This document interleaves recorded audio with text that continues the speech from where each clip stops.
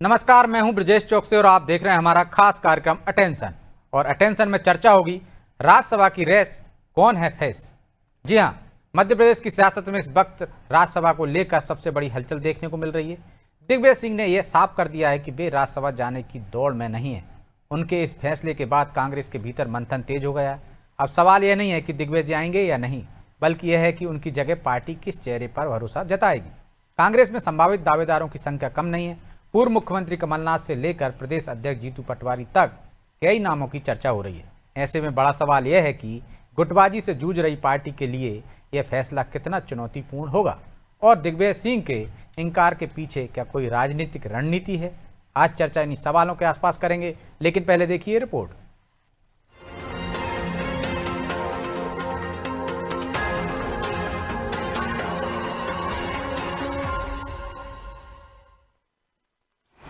राज्यसभा की रेस, दिग्विजय नहीं तो कौन होगा फेस। मैं अपनी सीट खाली कर रहा हूं। दिग्विजय ने तो साफ कर दिया कि वो राज्यसभा नहीं जाएंगे, लेकिन अब सवाल उठ रहे हैं कि अगर दिग्विजय नहीं जा रहे तो प्रदेश से वो चेहरा कौन होगा जिसे कांग्रेस राज्यसभा भेजेगी। यूं तो कांग्रेस में फहरिस्त लंबी है, लेकिन कुछ नामों की चर्चा जोर शोर से हो रही है। इसमें पूर्व CM Kamal Nath, PCC chief Jitu Patwari, पूर्व केंद्रीय मंत्री अरुण यादव, पूर्व मंत्री और सीडब्ल्यूसी मेंबर कमलेश्वर पटेल, पूर्व सांसद मीनाक्षी नटराजन के नाम शामिल हैं। हालांकि इन नामों में से कांग्रेस किसको राज्यसभा भेजेगी, इस पर कांग्रेस का क्या कहना है, वो सुनिए। ये हाईकमान का मसला है और राज्यसभा सदस्य 2026 में 2 महीने बाद जो सीट जो हाईकमान प्लस जो हमारी स्टेट की बॉडी लिखकर भेजेगी और हाईकमान जिसे चाहेगी, और कांग्रेस को हमें मजबूत करने के लिए हम सब तत्पर हैं और लगे हुए हैं। और जिस तरीके से हम जो हमारा अभी 17 तारीख को माननीय राहुल गांधी जी आ रहे हैं इंदौर में, तो ये सब मसौदा तैयार होता है स्टेट लेवल पर हाईकमान। जाहिर है कि ये फैसला दिल्ली आला कमान को ही लेना है। बीजेपी का भी दिल्ली से ही फैसला होगा, लेकिन कांग्रेस नेता सज्जन सिंह वर्मा ने पूर्व मंत्री डॉक्टर नरोत्तम मिश्रा को राज्यसभा भेजने की पैरवी की है। उन्होंने कहा कि बीजेपी ने प्रदेश को चारागाह बना रखा है। एक कुरियन है, एक मुर्गन है। ये दोनों लोग साउथ से आते हैं। बीजेपी का जो नेता बरसों से यहाँ काम कर रहा है, उसका अधिकार आप छीन रहे हैं। वही अब इस बयान और कांग्रेस से राज्यसभा में फेस कौन होगा, इस पर बीजेपी ने कांग्रेस पर तंज कसा। देखिए, वैसे तो ये कांग्रेस का अंदरूनी मामला है और दिग्विजय सिंह जी का व्यक्तिगत मामला है, पर इस तरह से शहीद बनने की वो कोशिश क्यों कर रहे हैं, इस पर मुझे आश्चर्य है। पहले तो वो ये बताएं, क्या कांग्रेस आला कमान ने उन्हें फिर से राज्यसभा में भेजने का निर्णय ले लिया? जो ये बोल रहे हैं कि मैं राज्यसभा की सीट छोड़ रहा हूं। अरे, इस देश का संविधान है, 6 साल का कार्यकाल होने के बाद तो आपकी सीट खाली होगी, उसमें आप क्या करोगे?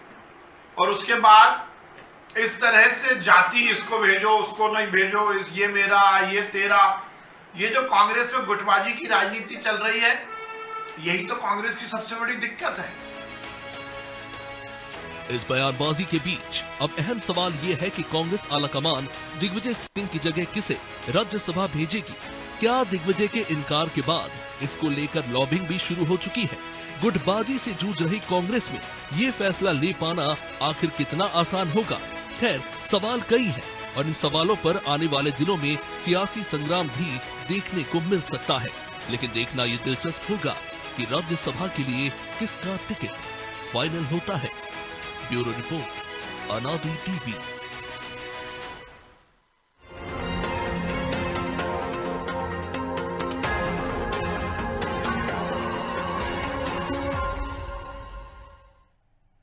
इस मुद्दे पर चर्चा के लिए हमारे साथ जुड़ गए हैं 2 वरिष्ठ पत्रकार खिलावन चंद्राकर और चैतन्य भट्ट।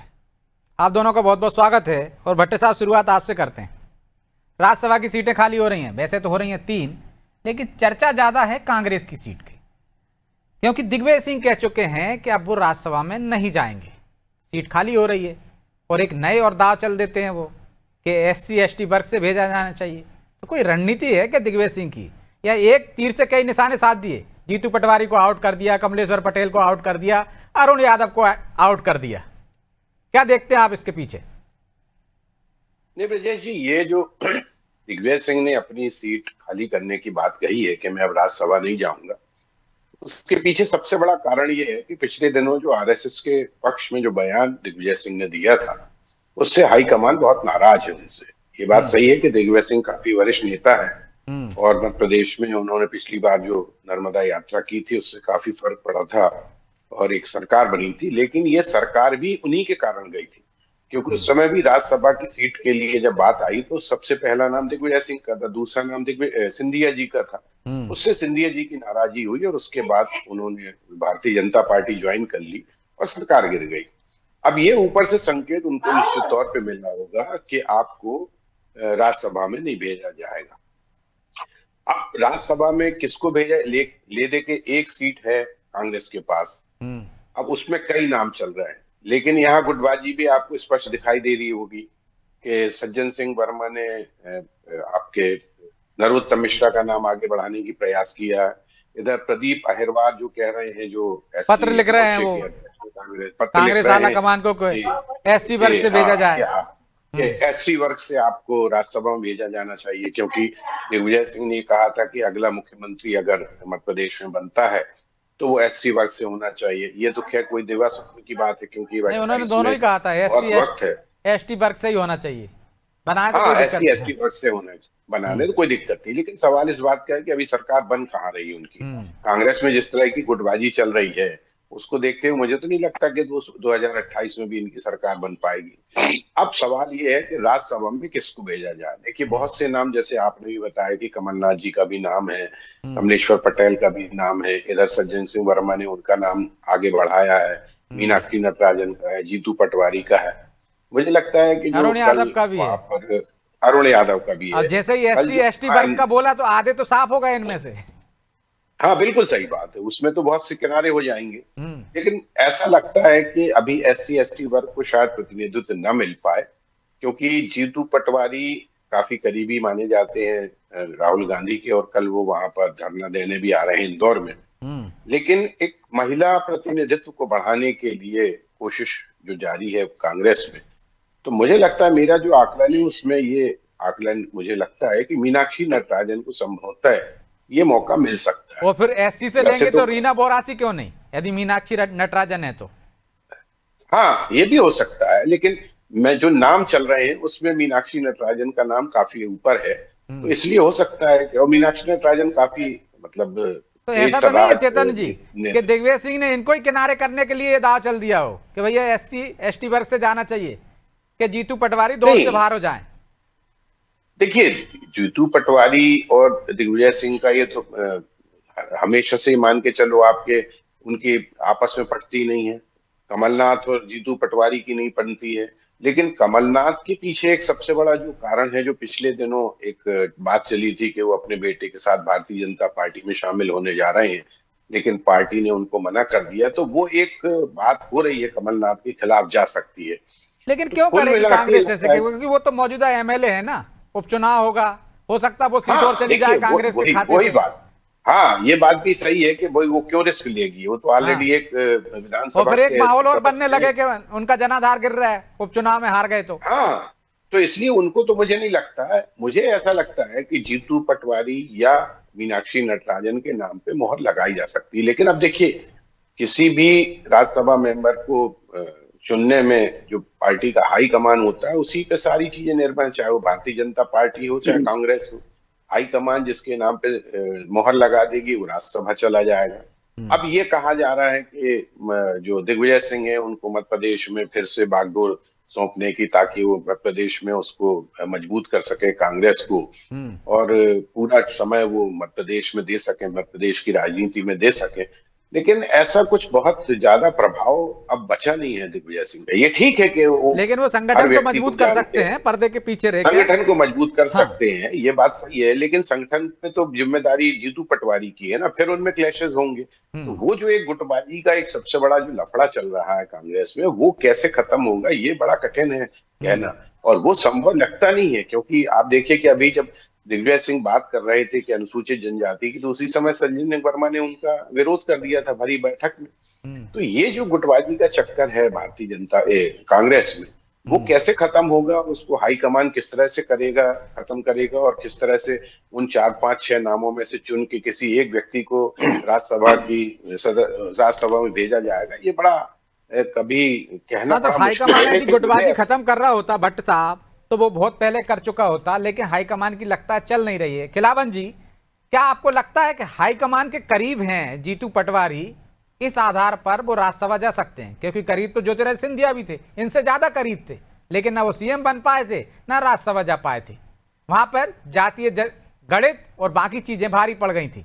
तो इस बार भी कुछ ऐसा ही हो जाएगा, SC ST का दाव चलकर एक तरह से दिग्विजय सिंह ने जीतू पटवारी को दौड़ से बाहर कर दिया है। देखिए ब्रजेश जी, मुझे लगता है कि सिर्फ हाईकमान के करीबी होने से उनकी योग्यता बहुत ज्यादा बढ़ नहीं जाती। पार्टी को कई तरह की बातें देखनी पड़ती है। जैसे मध्य प्रदेश है, मध्य प्रदेश में वो क्षेत्रीयता भी देखेंगे, जाति का समीकरण भी देखेंगे, पार्टी में सक्रियता देखेंगे, उनका भविष्य में किस तरह से उपयोग। लेकिन इस नाते तो SC का दाव मजबूत होता है, क्योंकि ST वर्ग से आपने नेता प्रतिपक्ष दे रखा है। निश्चित रूप से मुझे लगता है कि SC वर्ग से ज्यादा मजबूत दावा कह सकते हैं हम इसको, मजबूत दावा हो सकती है। क्योंकि देखिए, जो विवेक तनखा है वो कश्मीरी ब्राह्मण है और अशोक सिंह है वो बैकवर्ड क्लास से आते हैं। ऐसे में मुझे लगता है कि ST वर्ग से शेड्यूल ट्राइब से जो है वो ज्यादा दिए जाने की संभावना ज्यादा लग रही है मुझे। उसमें सबसे बेहतर नाम मुझे मीनाक्षी नटराजन का ही लग रहा है। और कुछ नाम है, जिस तरह से प्रदीप अहिरवार ने जिस तरह से चिट्ठी लिखी और जिस तरह से दिग्विजय सिंह ने कहा कि मेरे ऐसे तो कई कह सकते हैं। विधायकों में देखें हम तो लखन गनगोरिया है, फूल सिंह बरैया है, हाँ। कई हैं। मुझे वहां भी लगता है कि विधायकों पर दाव लगाना एक खतरा होगा। दाव लगाना खतरनाक है विधायकों पर। इसीलिए मैं आज जो संभावनाएं जो हवा में तैर रही उसमें कमलनाथ का भी नाम है, कमलेश्वर सिंह का भी नाम है। मुझे लगता है कमलनाथ को जो है विधायक पद से इस्तीफा दिला करके उसको, लेकिन कमलनाथ इतने संदिग्ध हो गए हैं कि आपको लगता है कि उनको दिल्ली ले जाएंगे? नहीं, मुझे नहीं कोई उपयोग बचा है? बिल्कुल नहीं लगता, क्योंकि उनको जो है उनके सुपुत्र को लोकसभा की टिकट भी बहुत आसानी से नहीं मिली थी इस बार। उनको सार्वजनिक रूप से राहुल गांधी कह चुके थे वो नहीं चाहते थे। हाँ, निश्चित रूप से उस बात का असर तो पड़ा है। जो वो भाजपा ज्वाइन करने का प्रयास कर रहे थे, जाने की अटकलें बहुत तेज हो गई थी, लगभग तय ही हो गया था वो तो। भाजपा ने ही, सूत्रों का कहना है कि भाजपा ही नहीं मना किया था उस समय, इसलिए वो नहीं जा पाया। इसलिए मुझे लगता है कि और जो नाम तैर रहे हैं, जो तैर रहे हैं, जैसे अरुण यादव का नाम तैर रहा है, जीतू पटवारी का नाम तैर रहा है। देखिए, आप भले ही कहें, चैतन्य भाई जी भले ही कहें कि दिग्विजय सिंह और जीतू पटवारी के बीच में बहुत मतभेद है, आखिर जीतू पटवारी कहाँ की पैदाइश है? जीतू पटवारी राजनीति में तो दिग्विजय सिंह की पैदाइश है, उसी के इशारे पर। लेकिन कई बार होता है ना, और लेकिन अभी कुछ दिनों से चेला शक्कर बन जाता है। अडवाणी जी को देख लो, नरेंद्र मोदी को देख लो। अभी कुछ दिनों से जब से पटवारी प्रदेश अध्यक्ष बने तब से कई बातों में जो है दिग्विजय सिंह से उसकी तल्खी स्पष्ट दिखाई देती है। और मुझे लगता है कि कमलनाथ से भी उनकी तल्खियां स्पष्ट है। लेकिन एक बात मैं बहुत महत्वपूर्ण कहना चाहता हूं, आज भी दिग्विजय सिंह ही मध्य प्रदेश में एकमात्र ऐसे कांग्रेस नेता है जिनकी पहुंच अंतिम छोर के कांग्रेस कार्यकर्ताओं तक है, उनकी स्वीकार्यता है। तो मुझे लगता है यदि उसको संगठन में उपयोग करना चाहते हैं, या आने वाले विधानसभा के चुनाव है जो आज से लगभग कहीं ना कहीं तो आलाकमान के संकेत रहे होंगे कि वो दलित एजेंडे को लेकर 2 दिन तक मंथन करे भोपाल में। तमाम राष्ट्रीय स्तर के, प्रदेश स्तर के नेता इकट्ठे हुए उसमें कि किस तरह से SC ST वर्ग को साधा जा सकता है। उस पर बात हुई, क्या कमियां रह गई थी दलित एजेंडे में और अब उनमें कैसे सुधार किया जा सकता है। निश्चित रूप से ST SC वर्ग जो कांग्रेस से लगातार छिटकती जा रही है, उसको साधने का बहुत जोरदार प्रयास कांग्रेस में होना चाहिए, और हो भी रहा है, शुरू भी हो गया है। लेकिन मैं जो बात कह रहा हूं कि देखिए, यदि संगठन में उपयोग करना चाहते हैं, मजबूत बनाने के लिए उपयोग करना चाहते हैं, आगामी चुनाव में दिग्विजय सिंह का उपयोग करना चाहते हैं, ये जरूरी थोड़ी है कि दिग्विजय सिंह को राज्यसभा में ना भेजकर उसका उपयोग स्थानीय स्तर पर किया जाए। ये भी एक बात और संभावना मैं बता देता हूँ। भाई दिग्विजय सिंह ने इनकार किया कि मैं इस बार जो है इस टर्म में नहीं बनना चाहता। भाई 2 बार बन चुका हूँ, मैं तीसरा टर्म नहीं लेना चाहता। लेकिन यदि आला कमान, लेकिन जब वो ये दाव चल रहे हैं कि मुझे ना भेजकर SC ST वर्ग के भेजा जाए तो फिर खुद जाएंगे, तो फिर उसका गलत संदेश नहीं जाएगा? नहीं, आरएसएस के समर्थन में बयान देकर उसने नहीं, उससे मुझे, मैं नहीं कह रहा हूँ उसका, मैं तो कह रहा हूँ वो खुद कह रहा है ना SC ST वर्ग से भेजा जाए, SC ST वर्ग से भेजा जाए, खुद पैरवी कर रहे हैं, तो फिर क्यों जाएंगे? वो जा सकते हैं, ऐसा नहीं। यदि आला कमान उसको आदेश करे कि नहीं भाई आप इधर उधर मत करिए, आप ही जाएंगे, नहीं तो ऐसी इतनी उपयोगिता दिख रही है आपको दिग्विजय सिंह की कि वो राज्यसभा में नहीं जाएंगे तो कांग्रेस को बहुत ज्यादा संकट खड़ा हो जाएगा। पिछले चुनाव में बहुत सारे कारण थे जीतने के, जब कमलनाथ मुख्यमंत्री बने थे तब। उसमें एक महत्वपूर्ण कारण दिग्विजय सिंह की नर्मदा परिक्रमा भी थी, जिसमें वो लगातार लंबे समय तक 3-3.5 महीने तक, बल्कि हालांकि वो उनकी धार्मिक यात्रा थी, लेकिन उसके धार्मिक यात्रा थी, लाभ लेकिन भी मिले उनको, कितना था, और उनको भी तो लाभ मिला कि उस राजनीतिक लाभ की वजह से वो राज्यसभा चले गए। आप भी उनकी यात्रा के दौरान 1-2 जगह पहुंचे थे, मैं भी पहुंचा था। हम लोगों ने देखा कि कितना कार्यकर्ताओं का हुजूम मर रहा था उसके आसपास, और उसका परिणाम रहा। बहुत सारे कारणों में से एक महत्वपूर्ण कारण ये भी था सरकार नहीं, मैंने तो आकर लिखा था वो धार्मिक यात्रा नहीं, राजनीतिक यात्रा है, कि पूरी तरह उसमें राजनीति की बातें होती हैं, क्या क्या समस्या है, कैसे हम हार गए हैं बंद कमरे में। बस वो जब पैदल चलते हैं तब भी लोगों से ऐसी बात होती थी। बहरहाल देखिए, जो नाम तैर रहे हैं हवा में, चाहे अरुण यादव का हो, मुझे नहीं लगता कि अरुण यादव को इस समय, क्योंकि बैकवर्ड क्लास से अशोक सिंह भी यादव ही कहलाते हैं, हालांकि अहीर यादव है वो कहलाते हैं, इसलिए मुझे नहीं लगता कि बैकवर्ड क्लास से दो। लेकिन चेतन जी, एक चीज पर और प्रकाश डालना मैं चाहूंगा कि आप डालें उस पर, कि जब एक अनार हो और 100 बीमार हो तब दाव कहीं और भी चल जाता है। और आपको बता दूं कि इस बार जो सीटें खाली हो रही हैं, 75 सीटें खाली हो रही हैं इस साल में, उसमें खड़गे जी की सीट भी है, कांग्रेस के राष्ट्रीय अध्यक्ष मल्लिकार्जुन खड़गे की। तो ऐसा नहीं हो सकता है SC भी और यहां से दाव चल दो? कितनी संभावना लगती है आपको?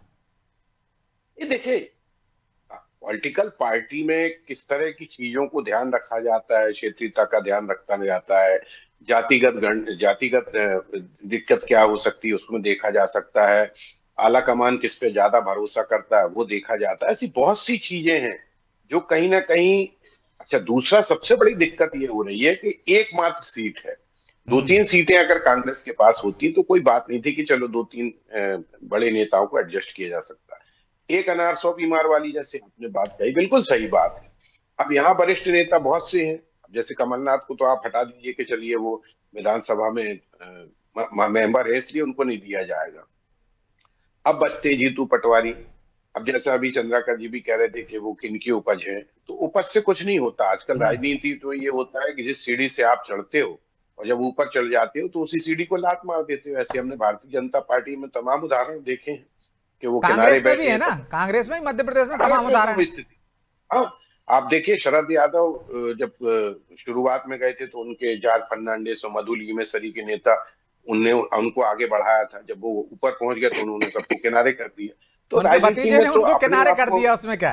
हाँ, तो राजनीति में तो अपने आप को स्टेब्लिश करने की बात रहती है, और हर जगह यही है। व्यापार में भी वही स्थिति है। आप कहीं भी जाके देख लीजिए कि जो व्यक्ति आगे बढ़ाता है उसको किनारे कर दिया जाता है। अब कुल मिला के कांग्रेस के सामने संकट यही है कि किस तरह के व्यक्ति को यहाँ से राज्यसभा में भेजा जाए।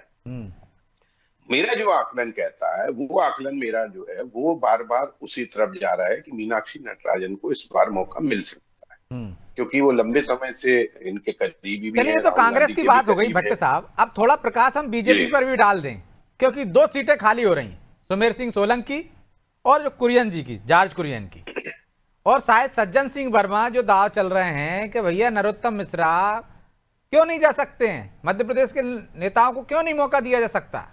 आप कुरियन को दे रहे हो, मुर्गन को दे रहे हो, लेकिन मध्य प्रदेश से क्यों नहीं? शायद वो चाह रहे हैं बीजेपी से उनकी भी सिफारिश हो जाए कि सज्जन सिंह वर्मा क्यों नहीं।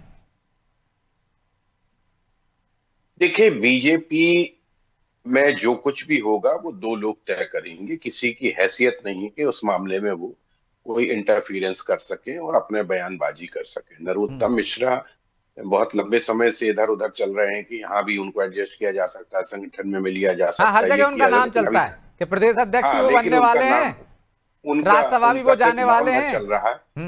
हाँ, उनका सिर्फ नाम चल रहा है, बाकी वो कहीं पहुंच नहीं पा रहे। तो अब ये उठाया गया है मुद्दा, ठीक है कि अब उठा दिया, लेकिन नरोत्तम मिश्रा का मुझे नहीं लगता कि कोई ऐसी स्थिति है।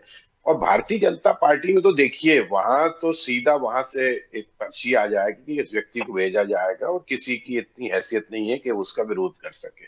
ये बात सही है कि अगर लोकल व्यक्ति को मौका दिया जाए, बाहर से आए हुए व्यक्ति को अगर मध्य प्रदेश से आप राज्यसभा में भेज रहे हो, तो लोगों को यहाँ लगता है कि यार हमारे यहाँ के व्यक्ति को क्यों नहीं भेजा जा रहा, हम भी तो इतने वर्षों से काम कर रहे हैं भारतीय जनता पार्टी में।